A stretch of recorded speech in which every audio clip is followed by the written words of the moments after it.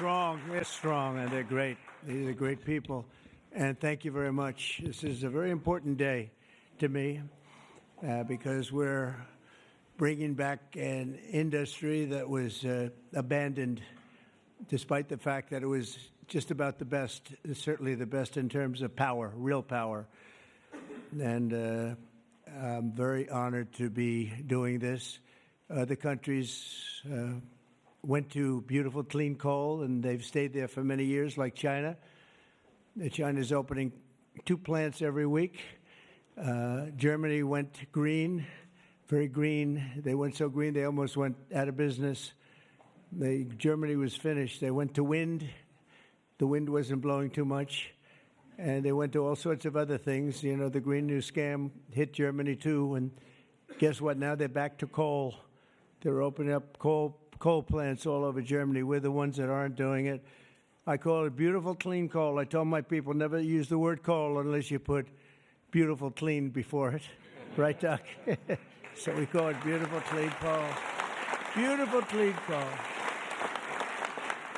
So today, thank you. Today we're taking historic action to help American workers, miners, families, and consumers. We're ending Joe Biden's war on beautiful, clean coal once and for all. And it wasn't just Biden, it was Obama, and there were others. But we're doing the exact opposite. And all those plants that have been closed are going to be opened. If they're modern enough, or they'll be ripped down and brand new ones will be built. We're going to put the miners back to work. And I said I was going to do this. And I've said it loud and clear. And it's time to do it, and we need it.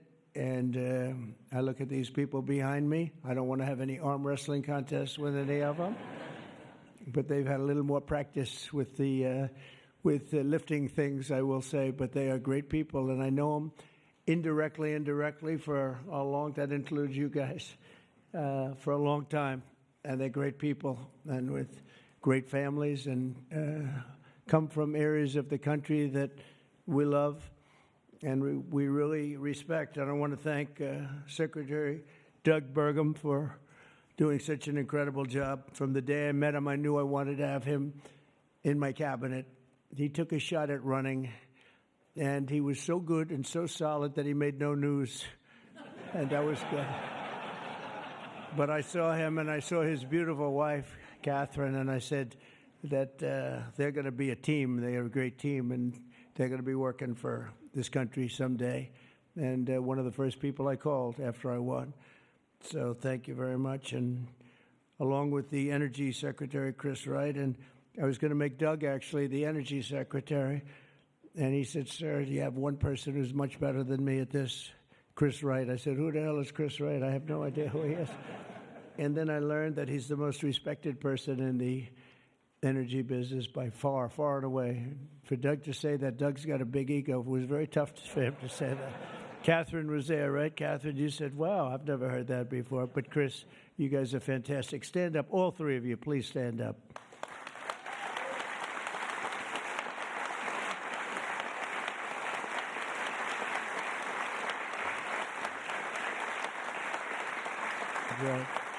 Right. That's a great team. It's no better team than that. And they're going to produce energy the likes of which nobody's seen before. You know, we need to do the AI, all of this new technology that's coming online. We need more than double the energy, the electricity that we currently have. You take all of the electricity in the country right now for houses, for buildings, for everything.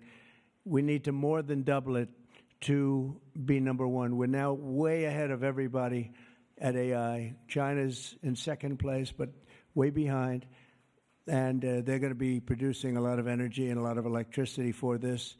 And so are we, and we're going to get approvals very fast. And I would say the man that's almost comparable to you in terms of the importance to this, maybe he's even more comparable, I hate to tell you, a guy named Lee Zeldin, who's a friend of mine for a long time.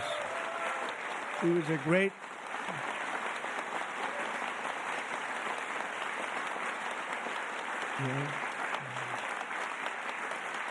Lee was a great lawyer, and he ran for office, and he won immediately. I gave him a very important endorsement. He won for Congress in an area that was unwinnable. He couldn't have, they were all saying, why is he wasting his time? That's Democrat territory. And I liked Lee and knew Lee, and he ended up winning a seat in a massive upset. Nobody knew what happened, actually, and then he was there for a long time. How many years were you there? 8. 8 years. Was very popular, and then he almost ran. He almost won the governorship of New York, which is lost by a few points, which was an amazing run. And I said, we got to get you in with us in some form, and we did. And he's head of the environmental agency, EPA, and doing a great job. And I said, if we have a nuclear power plant, Lee, can you get it approved in less than a month? He said, what? He said, I'll do it faster. And by the way, he'll do a fast job, but he's going to do also a great job. It's going to be an important job. We don't even smile about it, but, you know, I've been involved in the approval process for a long time, having been in real estate. And you go years and years and years for absolutely nothing.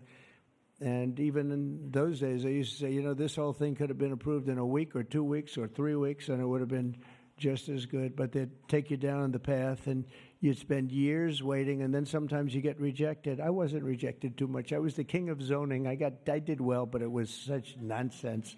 It was so terrible. The process was so terrible. But this is the big leagues now, and he's the head person in the whole country, and I appreciate it, and I appreciate you doing it. And already they're respecting you very greatly. So thank you very much, Lee. Great job.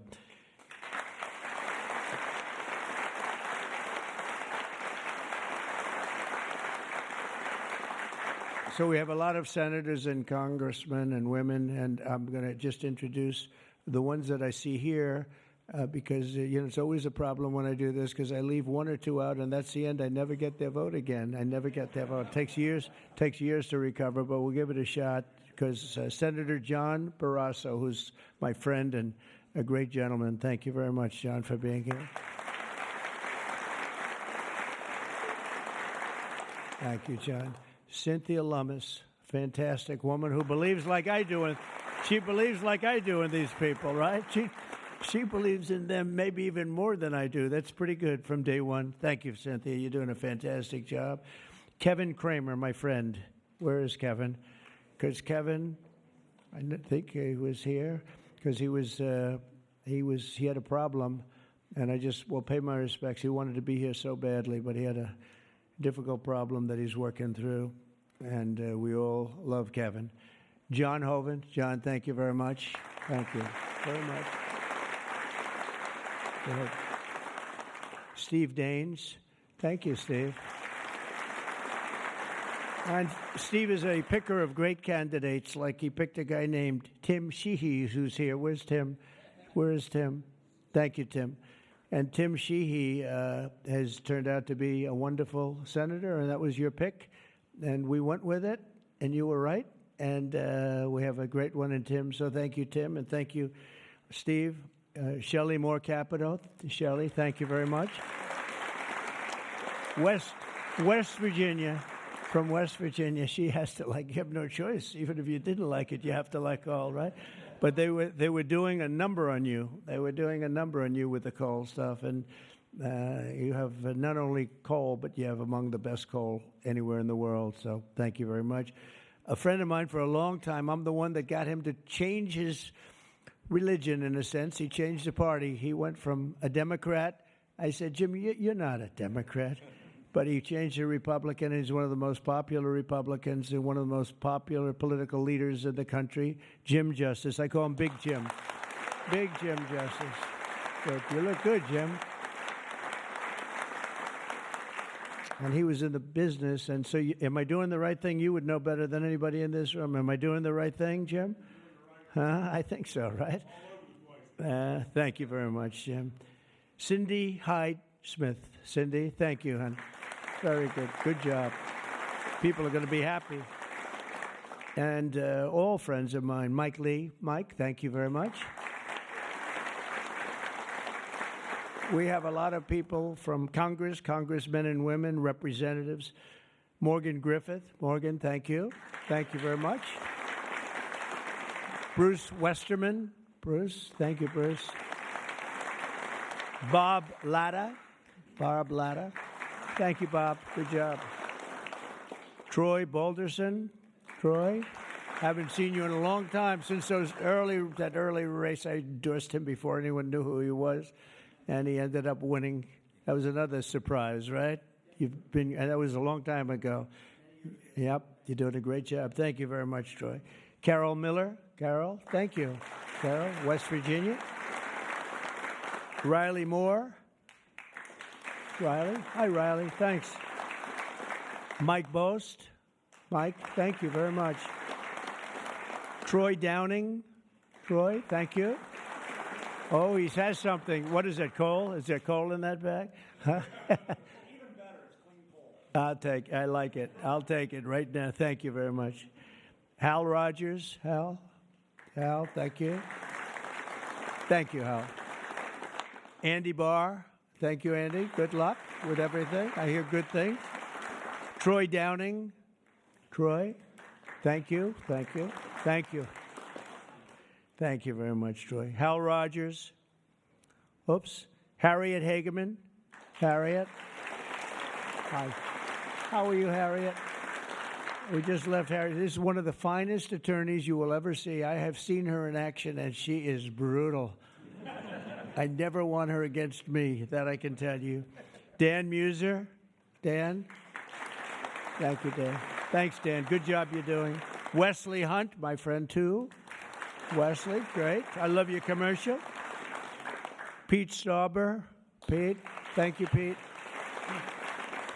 Great hockey player he was, right? Great hockey player. And a great gentleman just broke the record of Wayne Gretzky.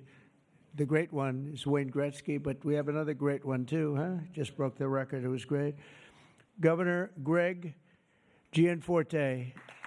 Greg, nice seeing you. Good, Greg. Thank you very much, Greg.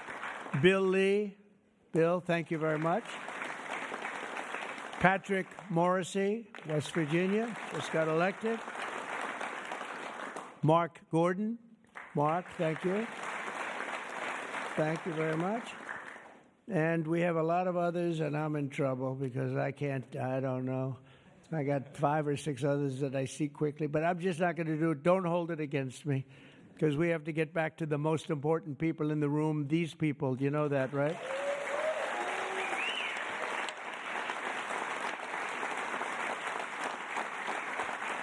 So the energy workers and the coal miners in the area that I'm standing on, and that's a lot of weight on this platform, so I don't know what's going to happen.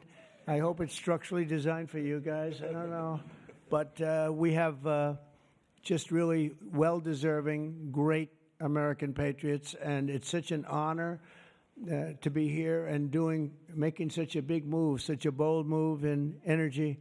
Because, for years, people would just bemoan this industry and decimate the industry for absolutely no reason, because with modern technology and all of the other things that we do, it's one of the great forms of energy. That's why other countries, leading countries, are using it, some exclusively. For 4 long years, Joe Biden and congressional Democrats tried to abolish the American coal industry. They did everything in their power while he was awake, which wasn't much, shutting down dozens of coal plants, banning coal leases on federal lands, and putting thousands and thousands of coal miners out of work, destroying their lives, actually, destroying their lives. I'll never forget when I went to West Virginia, which I won by 48 points, I think, right? Big Jim, I won by 48 points. But in the first campaign, where Hillary Clinton was about 4 states too early, and she was talking about how bad coal was and how they were going to teach coal miners how to make widgets and gadgets and technology, which they didn't want to do. They want to mine. One thing I learned about the coal miners, that's what they want to do. You could give them a penthouse on Fifth Avenue and a different kind of a job, and they'd be unhappy. They want to mine coal. That's what they love to do. And she was going to put them in a high-tech industry where you make little cell phones and things. I don't know. Do you think he'd be good at that? I don't know. I would be. You don't want to be. And she was brutal about 3 weeks before, but then she had a problem. She went to West Virginia looking for votes, and that was a bad situation. You remember that? And there was a coal miner around the table with his family, and he was in tears because of what they had done to him and his family. And I hope he's still around, but that man made quite an impression on the world and the public. And we ended up winning in a great election, but we ended up winning by a lot. The Democrats' Green New Scam killed jobs and sent prices soaring here in America. But meanwhile, China opened 2 coal plants every single week, and other countries likewise went very strongly back into coal. Some of them never got off. Those are the ones that didn't have the problems. The Biden energy policy was to put America last. We want to be last. We got to be last. Not a good policy. Under my administration, we're putting America first. It's very simple. America's always going to be first. On my first day in office, I terminated the Green New Scam. I declared the national energy emergency and withdrew from the unfair, one-sided, and extremely costly to the United States only Paris Climate Accord.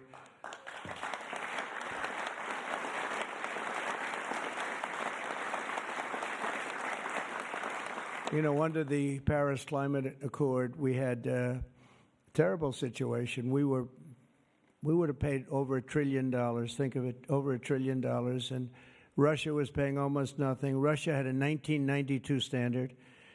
China was paying nothing. China didn't kick in until 2035. This was 5 years ago.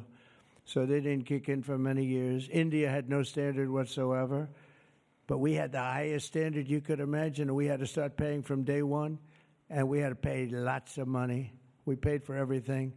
So I was not a big fan of the Paris Accord, and I let it be known, and I got out of it early. Then they went back into it, and now we get back out of it.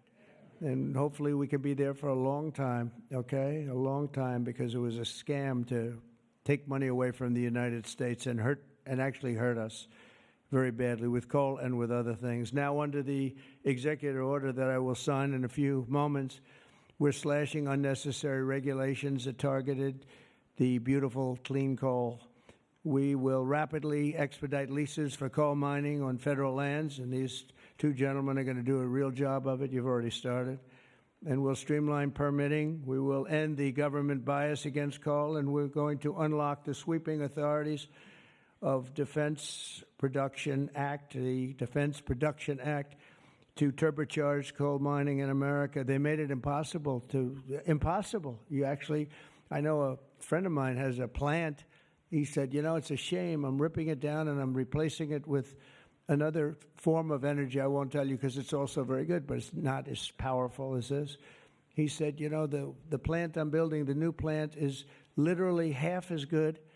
It's no less, you know, it's not probably even as good environmentally, but he said it produced half the power for more money, much more money.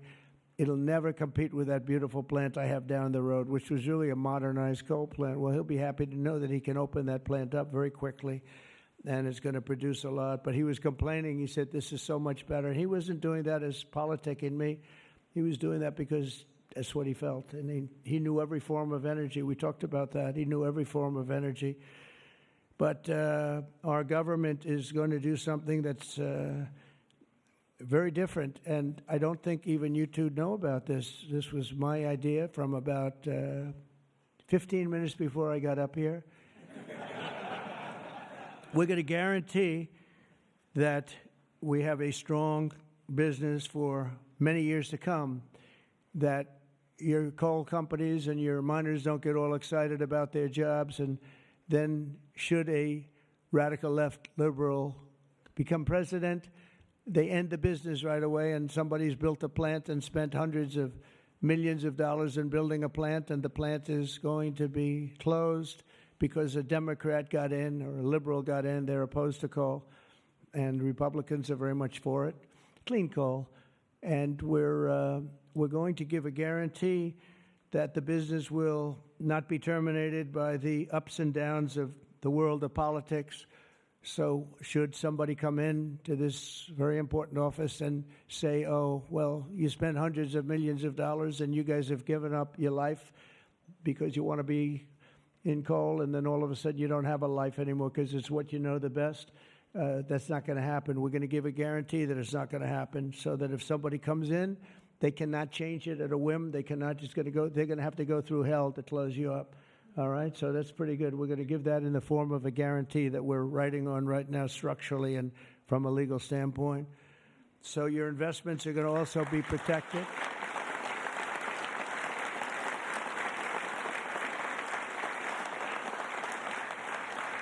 And you're going to have no reason to be concerned about your future, your life, or your investment if you're a miner, as this great governor was a miner, actually. He was one of the larger coal miners. He could fit up here very easily, you know, Big Jim.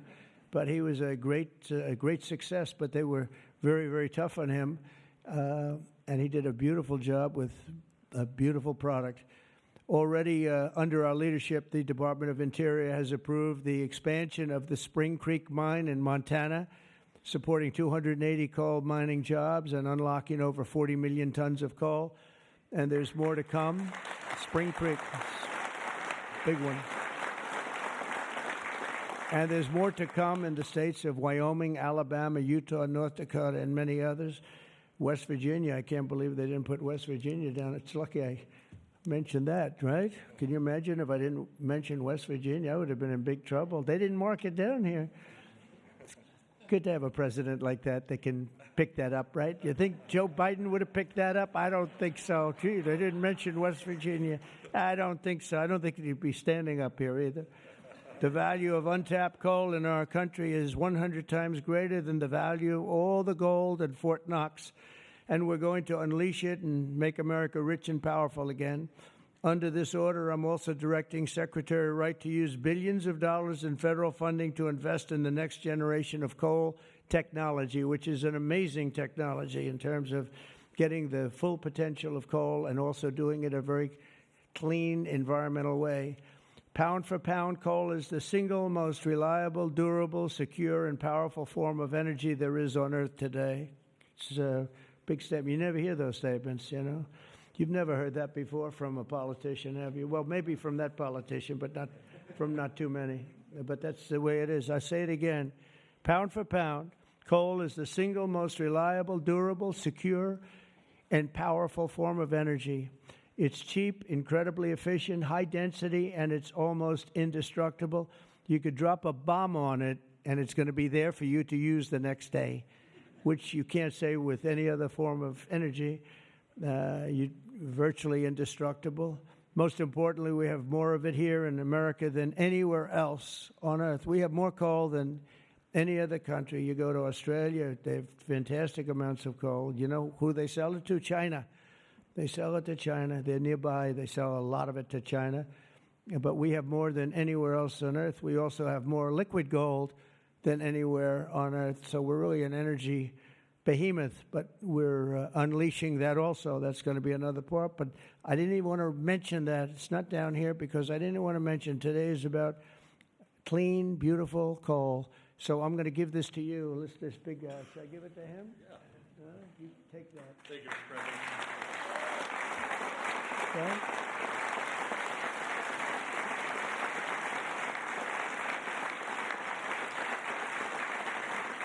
For example, we believe it's possible to extract enormous amounts of critical minerals and rare earths, which you know we need for technology and high technology in the process of coal mining, making in America the mineral superpower of the world, actually. In addition, I'm instructing the Department of Justice to identify and fight every single unconstitutional state or local regulation that's putting our coal miners out of business, and we are withdrawing all of those objections from our government today. It's all being withdrawn. So all of you people that have been fighting for your lives, we are withdrawing all of that today. We have excellent lawyers, excellent. Have you noticed that lots of law firms have been signing up with Trump? $100 million, another $100 million for damages that they've done. but they give you $100 million, and then they announce that. But we have done nothing wrong, and I agree, they've done nothing wrong. But what the hell? They give me a lot of money considering they've done nothing wrong. And we'll use some of those people, some of those great firms. They are great firms, too. They just had a bad moment. But we're going to use some of those firms to work with you on your leasing and your other things, and they'll do a great job. I think they're going to do a fantastic job. And for those of you that want to know the tariffs, you've been hearing about tariffs, we're taking in almost $2 billion a day in tariffs. $2 billion a day. And we're doing very well.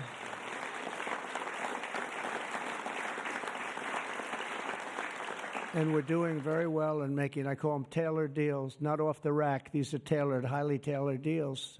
Right now, Japan is flying here to make a deal. South Korea is flying here to make a deal, and others are flying here. I mean, my only problem is I'm not sure I have enough. We're going to have to use those great law firms, I think, to help us with that. But we're going to probably do that, actually. We're going to use them, and we're getting them for the right price because we need a lot of talent. We have a lot of countries coming in. They want to make deals.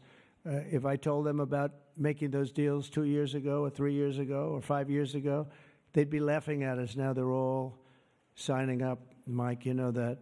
So it's going to be a great thing, but we're think of that, $2 billion a day. That's a lot of money. That's a lot of money even in the coal business, isn't it? Huh? It's a lot of money. And America's going to be very rich again very soon. You're going to see that happening. You see it all along. And it's so that whole situation that, it was somewhat explosive. But if we didn't do that, we wouldn't be talking the way we're talking right now. It's been amazing what's happened. Sometimes you have to mix it up a little bit, but we've had great consideration. We've had talks with many, many countries, over 70. They all want to come in. Our problem is can't see that many that fast. But we don't have to because, as you know, the tariffs are on and the money is pouring in at a level that we've never seen before. And it's going to be great for us. It's going to be great for other countries. We've been ripped off and abused by countries for many years with the tariff situation. They've used tariffs against us. We didn't use tariffs against them or in any way. I mean, we just didn't use them of any monumental proportion. And so we are doing it now. We have tariffs on cars. We have tariffs on lumber, tariffs on steel and aluminum. Steel plants are going up because of it all over the country. We have 25% tariffs on steel and aluminum. And I think the steel workers like me even more than the coal miners like me. I'm pretty sure that that's true. We have, instead of having no steel business, I put them on originally in my first term. We wouldn't have had one steel mill in the United States if I didn't do that. And now we upped it, and we not only are we taking in a lot of money, but we're protecting our workers, our steel workers. We're protecting our steel industry. And one thing that steel and things like steel you need, because you need it from a defense standpoint. You need steel for your tanks and your planes and your everything. And certain industries you can get away with not having, but others you need, and steel is one you need. So I want to let you know that's in full force and effect. And literally as we speak, I spoke to executives in the steel industry over the last few days, and they're all coming in to build plants in the United States of America, because if you build them in the United States, you have no tariffs to pay. There are no tariffs to pay, zero. If you build them outside using outside labor and hurting our businesses, and you send your product in, you have to pay a price for that, and they will be having tariffs, as you know. It's an amazing thing. This has been something used against us for many years by other countries, China in particular, but others, not just China, others, and taken advantage of us, ripped us off, and left us for dead, frankly. And I believe if I didn't become your president, I believe that this country would have had problems like they've never had before, because it was serious damage in so many other ways, not only the border where people came rushing into our country from prisons and jails and mental institutions, murderers, drug dealers, and some vicious criminals. 11,088 murderers came into our country. We have to get them out. We're getting them out. 11,088. Of that number, half committed murder on more than two people. And this is what they allowed into our country with their open border policy of lunacy.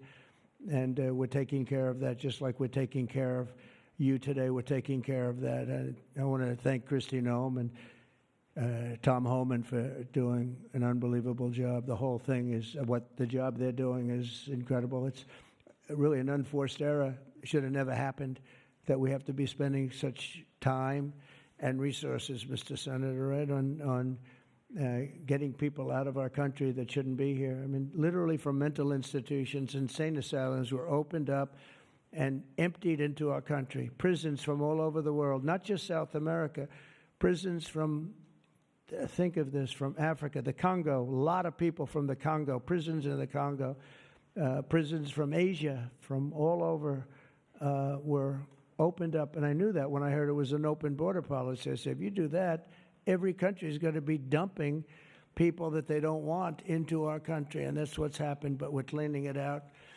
And the courts, we had a good decision, as you know, from the Supreme Court, allowing us to do that. We have judges that didn't want us to do it. We have judges that wanted the very evil gang members from Trendy, Iroquois, and MS-13.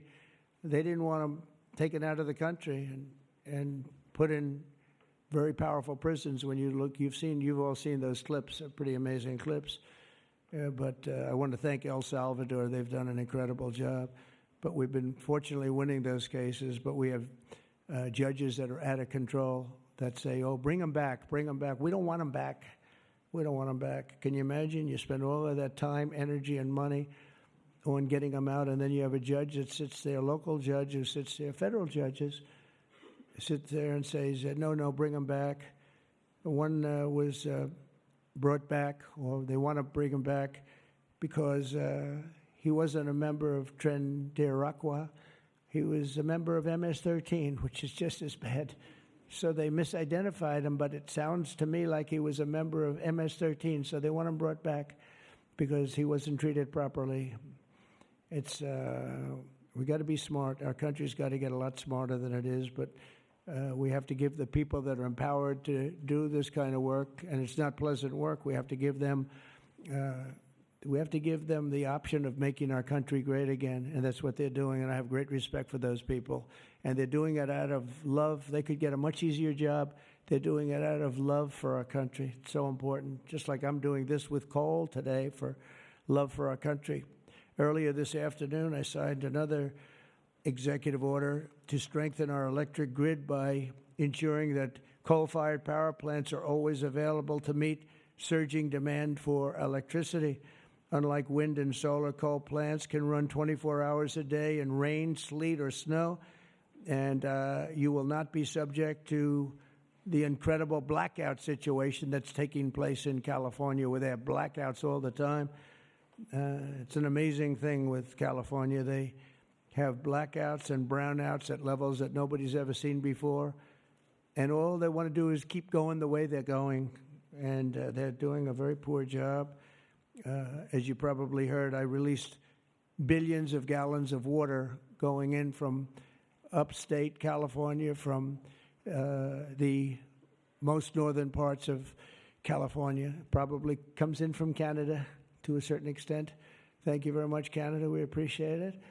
And I released it. It was being sent out to the Pacific Ocean. I've been working on Gavin and some of the politicians for years, and they didn't want to do that because they were protecting a smelt, a fish that was perhaps in trouble, but it's not unique to that area.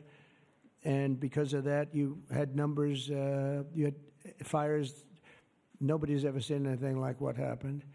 Think of what it would have been like if you had fire hydrants that had water in them, if you had sprinkler systems in houses. A lot of these luxury houses where they had beautiful sprinkler systems, there was no water. They had no water to put out the fires. Water is very good for putting out fires. You know, they just didn't learn it. But we now have millions of gallons, billions actually, they say, of gallons of water pouring into California from the Pacific Northwest, I guess they would say, mostly Pacific Northwest, but other parts of the northern sections of California and beyond. And it's a beautiful thing to see. I saw a picture of it this morning. The water's just flowing down there. I said, why didn't they do this? I told them to do it my first term. I said, do it. And I don't know. I think the second term is just more powerful. They do it. When I say do it, they do it, right? And we actually had to do some pretty strong things to get them to open it up. They had, think of this, they had all that water pouring out right into the Pacific. They had a big valve, like a giant valve as big as this room, and they turned the valve. Takes 1 day to turn it, and they face it toward the Pacific Ocean, and the water, all that was coming down, all millions and millions of gallons coming down, they put it into the Pacific Ocean, which for the Pacific Ocean is like a drop of water. But for California, it would have been unbelievable. So we did it. I'm very proud of the fact that we did it. We did that against a lot of heat and a lot of environmental nonsense. From now on, we'll ensure that our nation's critically needed coal plants, as an example, remain online and fully operational. They're always going to be operational. And again, we're going to have guarantees that government cannot close them down, close you down, and destroy your lives. To that end, I'm also instructing Secretary Wright to save the Choy coal plant in Arizona, big plant, which has been slated for destruction. We're going to keep those coal miners on the job. Going to tell them to just remain calm, because we're going to have that plant opening and burning the clean coal, beautiful clean coal, in a very short period of time. You know all about that, right?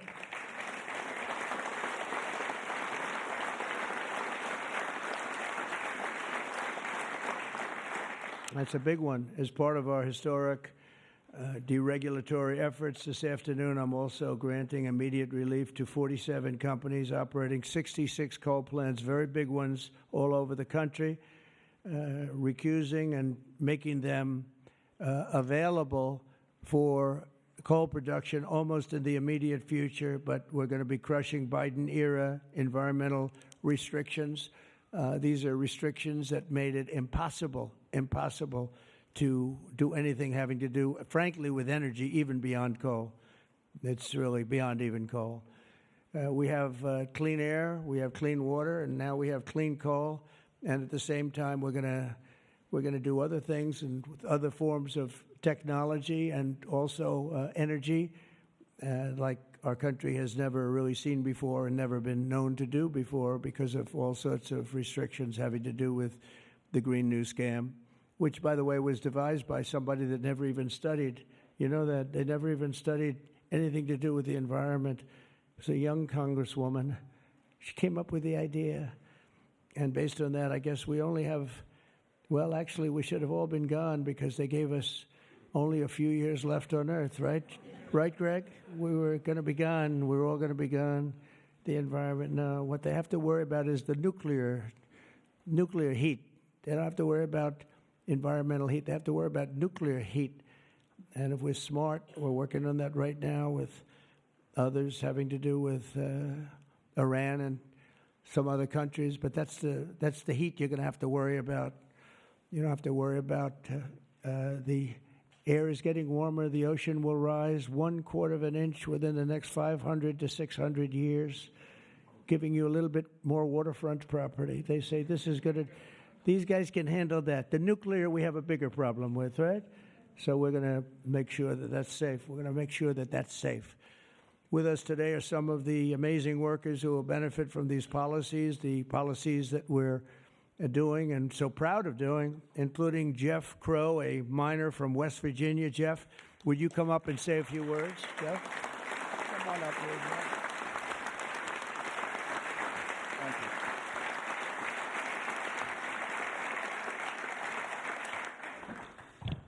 Good afternoon, Mr. President. I want to first thank you for having me and my fellow miners here. It is an honor and a privilege to be a part of today's events. I believe this past November that America clearly spoke about what we wanted for our country. It is reassuring for Americans to have a president in office who will truly put the United States of America above all else. Thank you.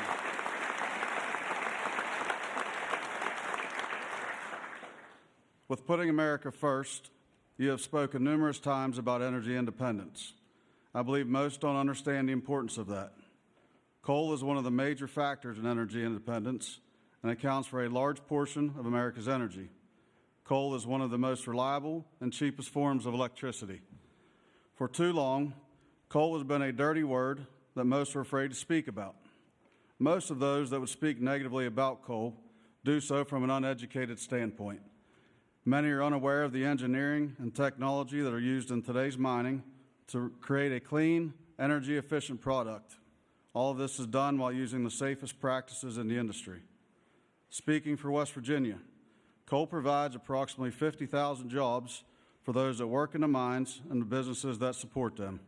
It also accounts for over 50% of West Virginia's export product. To name a few, we employ engineers, teachers, physical therapists, accountants, truck drivers, high school and college graduates. All of these occupations and graduates have turned to the coal industry to provide a better way of life for them and their families. Everyone in our industry works long hours and days to provide a reliable energy product, and too many times it goes unnoticed. I've personally worked in the industry for 23 years. I choose to do this daily to provide my wife and children with the life that they deserve. Prior administrations have done all they could to eliminate the coal industry. Sorry, one second, I'm getting there. In my opinion, they have done so with an unethical and uneducated approach. But we are still strong, we are still here, and we are still needed in order to make America great again.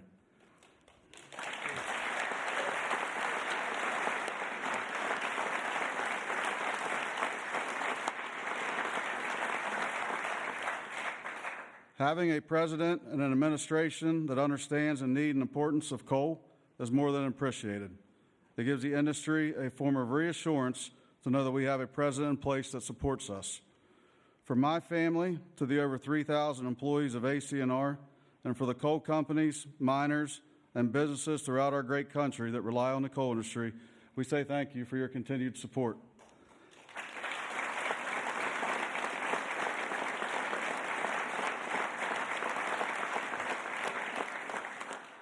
I personally thank you for what you do for our country and for our industry.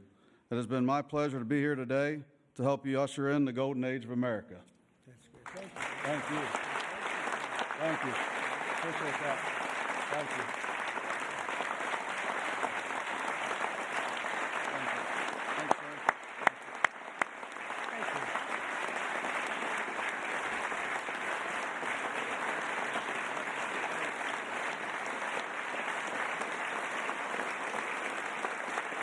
you. You did a good job. Let me have that speech. I want to have that. Yes, sir. I had a couple of good lines in there when I came up. No, actually, what I want to do, I'm going to sign it for you because I mean, he worked hard. Look at it, and look how good his eyes must be to read that. I lost it once. And hopefully you can sell it tonight for a lot of money. No, sir. I'll keep that one.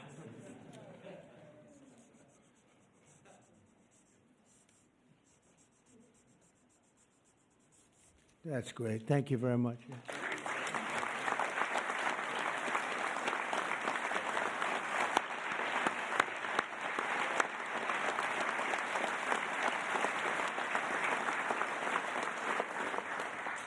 Thank you very much, Jeff. And also with us is Tony Campbell of the East Kentucky Power Cooperative, and Tony's quite a gentleman and very respected in the industry. Come on up, Tony. Thank you.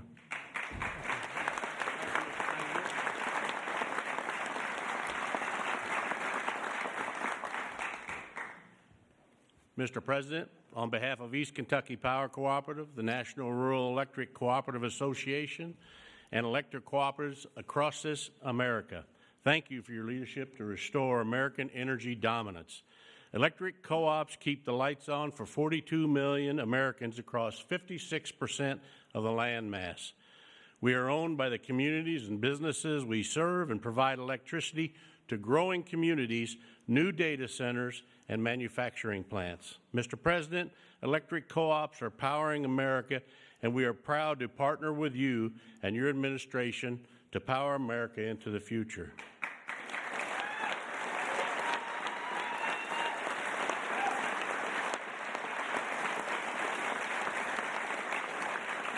Our electric cooperatives in Kentucky understands the importance of reliable, affordable, and American-made energy, especially coal and natural gas.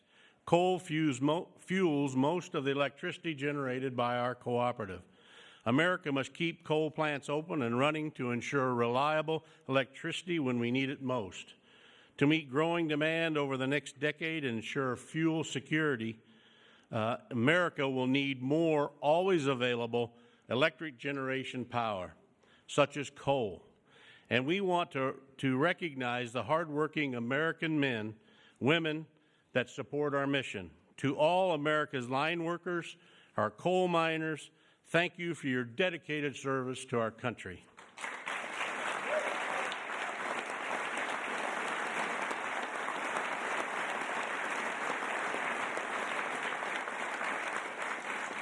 Affordable and reliable electricity is the cornerstone of our economy, especially American manufacturing. However, too many government leaders have pushed policies that have made our electric grid significantly less reliable and our energy too expensive. That begins to change now.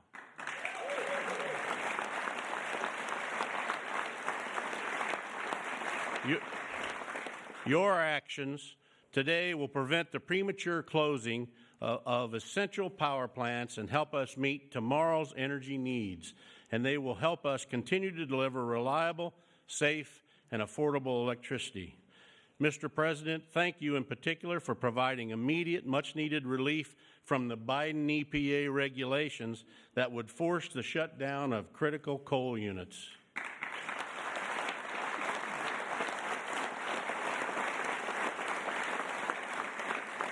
Finally, I want to say congratulations on the all-star energy team you've assembled. Electric co-ops have already been working with Secretaries Bergrum, Wright, and Rollins, and Administrator Zeldin, and we are excited for all we can accomplish together. Mr. President, thank you again for your actions today and for your support for the electric cooperatives as we work to keep the lights on in America. Thank you, Mr. President.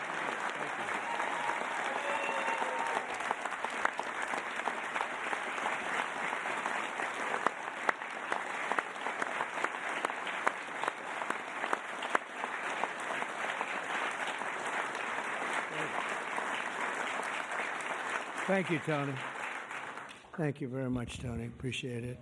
Every day under the Trump administration, we will continue to lower costs for American families, create jobs for American workers, and very importantly, unlock unlimited amounts of affordable American energy, including, as I said, and I'll say for the last time, beautiful, clean coal. Our country is blessed.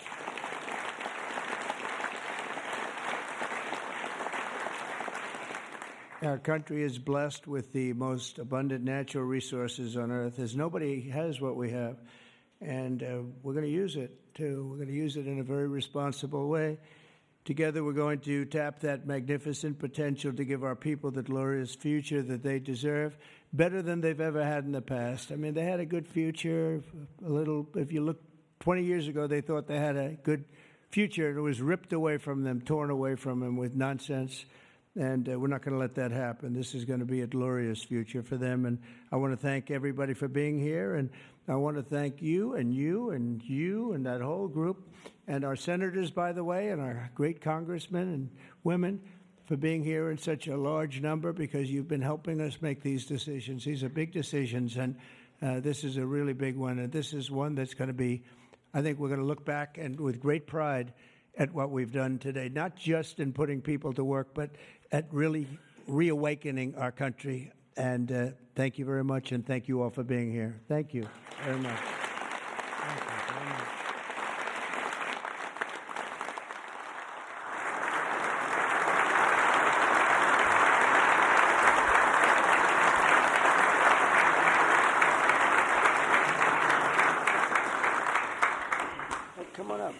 President. Yes, is first one. We have 4 items prepared for your signature this afternoon, sir. The first of these executive orders it may be one of the most significant executive orders of your administration thus far.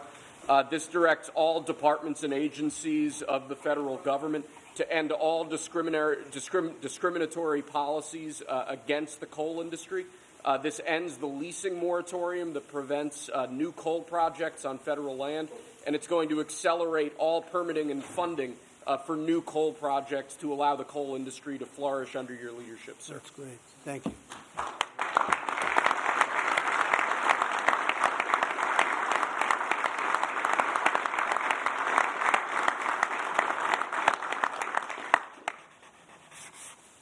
Okay.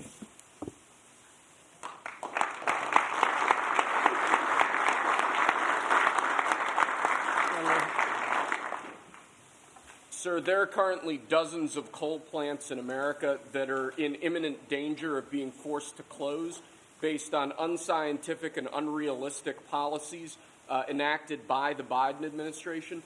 What we're going to do is essentially impose a moratorium on those policies taking effect to protect coal plants that are currently operating, to ensure that they're able to continue producing power and continue providing jobs to Americans in the coal industry. Great. Thank you very much.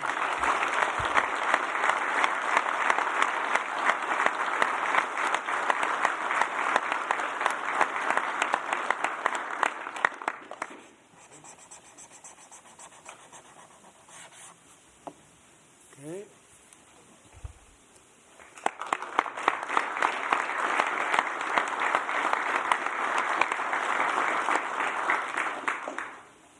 Sir, you've made grid reliability and security a key focus of this administration. This executive order is going to promote grid security and reliability by ensuring, in part, that our grid policies are focused on secure and effective energy production and energy transmission, as opposed to woke policies that discriminate against secure sources of power like coal and other fossil fuels.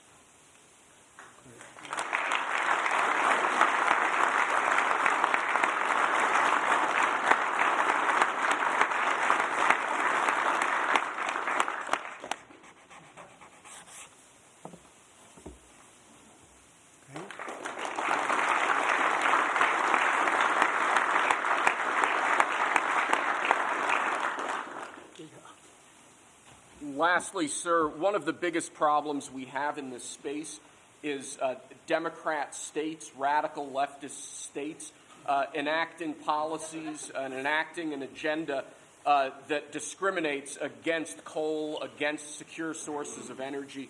Many of these policies are unconstitutional and illegal, and with this executive order, you're going to be instructing your Department of Justice to vigorously pursue and investigate these state policies that we believe are illegal or unconstitutional. Good. Thank you.